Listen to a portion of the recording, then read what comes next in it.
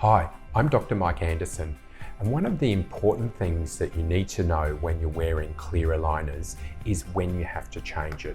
So I need to be able to see how your clear aligners are fitting, and I can get images like this when you take a scan of your teeth or video of your teeth with your remote monitoring.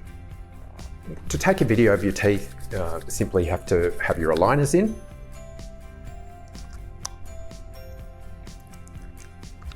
And then you need a ScanBox, which looks like this. Your phone, and it has to be a smartphone, goes into the ScanBox.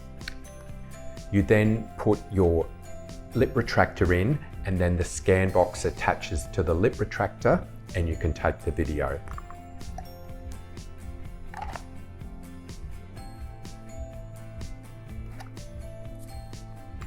So once you've taken the video, I'll get images like this of your Invisalign, and I'll be able to assess how it's fitting. If it's all fitting well, you'll get a message back the same day saying, great, your aligners are fitting well, you can move on to the next set. And that's how easy the process is.